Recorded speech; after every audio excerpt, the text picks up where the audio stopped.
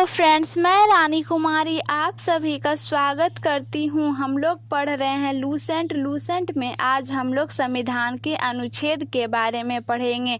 तो फ्रेंड्स, अगर आपने मेरे चैनल को अभी तक लाइक, शेयर और सब्सक्राइब नहीं किया है तो प्लीज़ मेरे चैनल को लाइक, शेयर और सब्सक्राइब ज़रूर कर दे। चलिए हम लोग स्टार्ट करते हैं। संविधान सभा द्वारा अंतिम रूप से पारित संविधान में कुल कितने अनुच्छेद तथा अनुसूचियाँ हैं? तो 395 अनुच्छेद, 8 अनुसूचियाँ। फिर वर्तमान समय में भारतीय संविधान में गणना की दृष्टि से कुल कितने अनुच्छेद और अनुसूचियाँ हैं? तो 395 अनुच्छेद, 12 अनुसूचियाँ। फिर वर्तमान में भारतीय संविधान में धाराओं की कुल संख्या है 395। फिर संविधान के किस अनुच्छेद में यह अंकित है कि इंडिया अर्थात भारतीय राज्यों का एक संघ होगा? तो अनुच्छेद 1।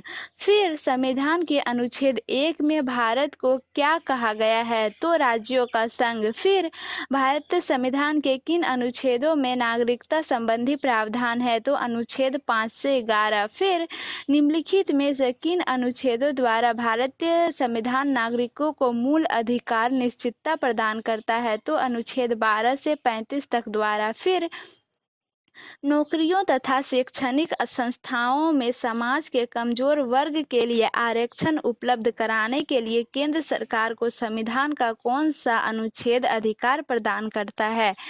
तो अनुच्छेद 16। फिर भारत के संविधान का निम्नलिखित में से कौन सा अनुच्छेद अस्पृश्यता का उन्मूलन करता है तथा किसी भी रूप से इसके आचरण का निषेध करता है? तो अनुच्छेद 17। फिर भारतीय संविधान का कौन सा अनुच्छेद राष्ट्रपति के पद के लिए पुनः निर्वाचन की योग्यताएं निर्धारित करता है? तो अनुच्छेद 57। फिर भारतीय संविधान के किस अनुच्छेद के अंतर्गत भाषण एवं अभिव्यक्ति की स्वतंत्रता के अधिकार की गारंटी दी गई है?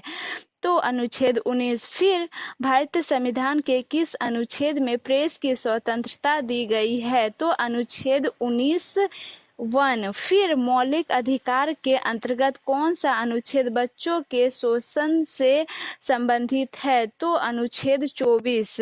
फिर भारतीय संविधान के किस अनुच्छेद में अल्पसंख्यकों के हितों के आरक्षण की व्यवस्था है? तो अनुच्छेद 29। फिर कौन से अनुच्छेद के अंदर भारत का सर्वोच्च न्यायालय नागरिकों के मौलिक अधिकारों की रक्षा करता है? तो अनुच्छेद 32। फिर भारतीय संविधान के किन अनुच्छेदों में राज्य के नीति निर्देशक तत्वों का उल्लेख है? तो अनुच्छेद 36 से 51। फिर भारतीय संविधान के अंतर्गत कल्याणकारी राज्य की अवधारणा निम्नलिखित में से किस अनुच्छेद में वर्णित है? तो अनुच्छेद 39। फिर भारतीय संविधान का कौन सा अनुच्छेद राज्य सरकारों को ग्राम पंचायत के गठन का निर्देश देता है? तो अनुच्छेद 40। फिर 42वें संशोधन द्वारा संविधान के किस अनुच्छेद में मौलिक कर्तव्यों को जोड़ा गया है? तो अनुच्छेद 51(a). फिर भारतीय संविधान के किस अनुच्छेद में मौलिक कर्तव्यों